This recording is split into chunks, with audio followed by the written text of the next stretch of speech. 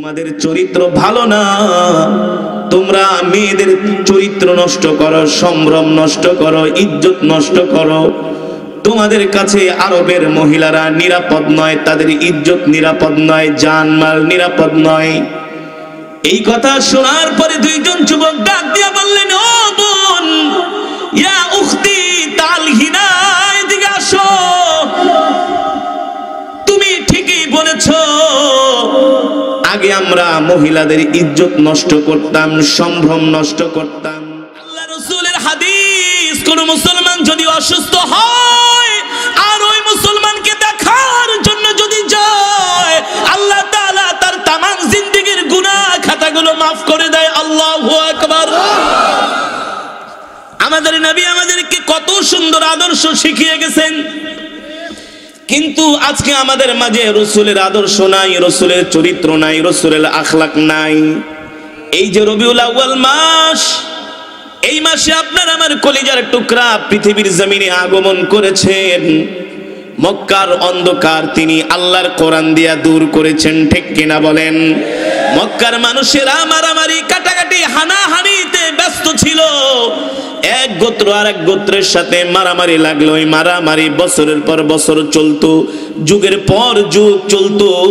এমন একটা বর্বর জাতিকে আল্লাহর নবী এই পৃথিবীর জমিনে সবচেয়ে আদর্শ এবং সোনার মানুষে পরিণত করেছিলেন। কেমন সোনার মানুষে পরিণত করেছিলেন? কেমন সোনার মানুষে পরিণত করেছিলেন? আরবের জাহিলিয়াতের বর্বর মানুষগুলো, যাদের ছিল নিত্যদিনের কাজ ডাকাতি করা, জিনা করা, চুরি করা, ব্যভিচার করা, দর্শন করা, মহিলাদেরকে দেখলে জোরপূর্বক তাদের ইজ্জত ছিনিয়ে নেওয়া, সম্ভ্রম ছিনিয়ে নেওয়া। এক মহিলা পাদদেশ দিয়ে পাহাড়ের চূড়া দিয়ে হেঁটে যাচ্ছে, দুইজন যুবক দাঁড়ায় আছে। যুবকদেরকে দেখে ওই বোন জোরে দৌড় শুরু করলেন। ওই দুইজন যুবক ওই বোনকে ডাক দিয়া বলেন, ইয়া উখতি, ও আমার বোন, কিফ কিফ, থামো। তুমি এত জোরে জোরে দৌড়াচ্ছ কেন? কারণ কি? ওই বোন ডাক দিয়া বলল, তোমরা আরবের যুবকগুলো অনেক খারাপ, তোমাদের চরিত্র ভালো না, তোমরা মেয়েদের চরিত্র নষ্ট করো, সম্ভ্রম নষ্ট করো, ইজ্জত নষ্ট করো। তোমাদের কাছে আরবের মহিলারা নিরাপদ নয়, তাদের ইজ্জত নিরাপদ নয়, জানমাল নিরাপদ নয়। এই কথা শোনার পরে দুইজন যুবক ডাক দিয়া বললেন, ও বোন, ইয়া উখতি তালহিনা, এদিকে আসো। তুমি ঠিকই বলেছো, আগে আমরা মহিলাদের ইজ্জত নষ্ট করতাম, সম্ভ্রম নষ্ট করতাম, কিন্তু তুমি জানো না, এই আরবের বুকে, এই মক্কার বুকে একজন রাহমাতুল লিল আলামিনের আগমন ঘটেছে। আল্লাহু আকবার। বলে রাহমাতুল লিল আলামিনের আগমন ঘটেছে, তাতে কি হয়েছে? দুইজন যুবক ডাক দিয়ে বলে, বোন, কি হয়েছে? এই মক্কার জমিনে বিপ্লব ঘটেছে। আল্লাহু আকবার। কিসের বিপ্লব? বলে দ্বীনের বিপ্লব, আমাদের চরিত্র ভালো করার বিপ্লব। আল্লাহু আকবার। বলে তোমাদের চরিত্র কি আগের চেয়ে ভালো হয়েছে? বলে শুধু আগের চেয়ে আমাদের চরিত্র ভালো হয় নাই, আগের যুবক আমরা নাই, আমাদের সকলের চরিত্র, আমাদের সকলের আখলাক নবীওয়ালা আখলাক হয়ে গিয়েছে। আল্লাহু আকবার। বলে কেমন আখলাক? বলে আগে ছিলাম আমরা মক্কার নারীদের সতীত্বের জন। আল্লাহর নবী রাহমাতুল লিল আলামিন আমাদেরকে এই কোরআন দিয়ে দাওয়াত দিয়েছেন। এই কোরআন দিয়ে দাওয়াত দেওয়ার পরে আমরা মক্কার রমণীদের ইজ্জত নষ্ট করা তো দূরের কথা, সতীত্ব সম্ভ্রম নষ্ট করা তো দূরের কথা, রাহমাতুল লিল আলামিনের হেদায়েতের দাওয়াত পেয়ে, রিসালাতের দাওয়াত পেয়ে, তাওহীদের দাওয়াত পেয়ে আমরা তার পরের দিন থেকে এই মক্কার রমণীদের ইজ্জতের পাহারাদার হয়ে গেছি। আমরা মক্কার রমণীদের ইজ্জতের পাহারাদার হয়ে গেছি। মুসলমান, এই সমাজ থেকে আল্লাহর নবী অন্যায় অত্যাচার অত্যাচার অবিচার নির্যাতন গুলো দূর করেছিলেন আল্লাহর কোরআন দ্বারা, ঠিক কিনা বলেন? এই কারণে রাসূলের হাদিস, লা ইয়ারহামুল্লাহু মান লা ইয়ারহামুন নাস, যে মানুষের প্রতি রহম করবে না আল্লাহ হাসরের মাঠে তার প্রতি রহম, যে মানুষের প্রতি দুনিয়ার জমিনে দয়া করবে না আল্লাহ হাসরের মাঠে তার প্রতি দয়া করবে না। এ মুসলমান, আজকে আমরা এক মুসলমান আরেক মুসলমানের ভালো দেখতে পারি না, এক মুসলমান আরেক মুসলমানের ভালো সহ্য হয় না। আজকে আমরা এক মুসলমান আরেক মুসলমানের বিপদে আগায়া আসি না। বিপদে আগায়া আপনাদের সমাজে আছে কি আছে না? এমন অবস্থা আছে কি আছে না? মুসলমান আফগানিস্তানে মুসলমান মরে যায়, ফিলিস্তিনে মুসলমান মরে যায়, এই যে বাংলাদেশে 20 লক্ষের উপরে রাখাইনের মুসলমান বাস করতেছে, সেই রাখাইন থেকে তাদেরকে মেরে তাড়িয়ে দিয়েছে। অথচ পৃথিবীর জমিনে 57টি মুসলিম রাষ্ট্র আছে, 200 কোটি মুসলমান আছে।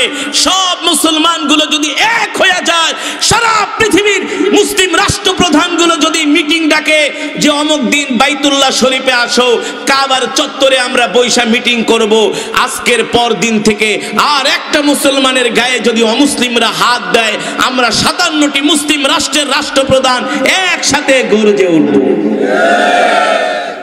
তাহলে কি আমেরিকা কোনোদিন মুসলমানদের মারতে পারে? এই মায়ানমারের বৌদ্ধরা কোনোদিন রাখাইনের মুসলমানদের মারতে পারে?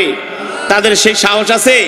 কারণ পৃথিবীর জমিনে সবচেয়ে সম্পদশালী হলো মুসলমান রাষ্ট্রগুলো। বিশ্বাস না? এই যে আমি যখন ওমরায় ছিলাম সেই সময় শুনেছি, ওই দিনের এই পত্রিকার খবর যে সৌদি আরবে একটা স্বর্ণের খনি পাওয়া গেছে। সেই স্বর্ণের খনি হলো 40 কিলোমিটার লম্বা। কত কিলোমিটার?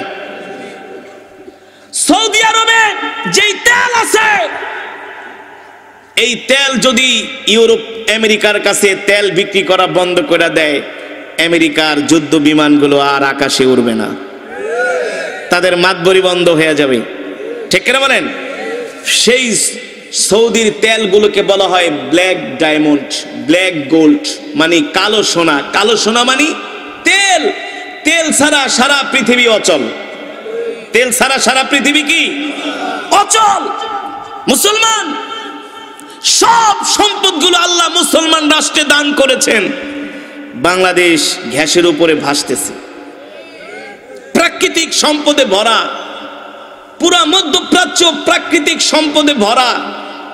মুসলমানের সম্পদ আছে, তেল আছে, গ্যাস আছে, স্বর্ণ আছে, মুসলমানের সৈন্য সংখ্যা আছে, কিন্তু মুসলমানের মাঝে নবীর আখলাক নাই। আখলাক না থাকলে লাভ হবে কি? আপনার ছেলে মাসে 10 লক্ষ টাকা ইনকাম করে, কিন্তু ওর চরিত্র যদি নষ্ট হয়, তাহলে ওই টাকা কি রাখতে পারবে? 10 লাখ টাকা ইনকাম করে, প্রতিদিন নাইট ক্লাবে যায়, ডিস্কোতে যায়, এখানে যায় টাকা খরচ করে, গাঁজা খায়, জুয়া খায়, মদ খায়।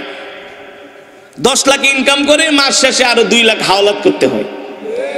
আর একজন যুবক ইনকাম করে 50,000, আলেমদের সাথে চলে, মসজিদে যায়, নামাজ পড়ে, দেখা যায় 50,000ই তার মাস শেষে আরো 20,000 ডিপোজিট থাকে। ঠিক কিনা বলেন? সম্মানিত হাজিরিন, এই কারণেই আল্লাহর নবী তার হাদিসের মধ্যে বলেছেন, তোমরা এক মুসলমান আর এক মুসলমানের উপর দয়া করো, এক মুসলমান আর এক মুসলমানের উপর রহম করো, এক মুসলমান আর এক মুসলমানকে ভালোবাসো। সাবধান, তুমি তোমার প্রতিবেশীর সাথে খারাপ আচরণ করো না। আজকে আমাদের সমাজের মধ্যে দেখা যায় প্রতিবেশীর মধ্যে অনেক বেশি ঝগড়া ফাসাদ, ভাই ভাইয়ের সাথে মিল নাই। আছে কি আছে না? এক মায়ের গর্ভে 4 জন ভাই, এক ভাই আর এক ভাইয়ের সাথে কথা বলে না, সন্তান বাবার সাথে কথা বলে না। আছে কি আছে না? মার সাথে সন্তানের সাথে ভালো সম্পর্ক নাই। অথচ আল্লাহর নবীর হাদিস, না না না, এই তোমরা তোমাদের মধ্যে সম্পর্ক ছিন্ন করো না, তোমরা তোমাদের মাঝে ভ্রাতৃত্ব বোধ নষ্ট করো না। হাসরের ময়দানে আমি নবী যারা দুনিয়ার জমিনে আত্মীয়র সাথে সম্পর্ক নষ্ট করেছে, ভাই ভাইয়ের সাথে কথা বলে নাই, হাসরের ময়দানে আমি আল্লাহর নবীও তাদেরকে শাফায়াত করব না, ঠিক কিনা বলি?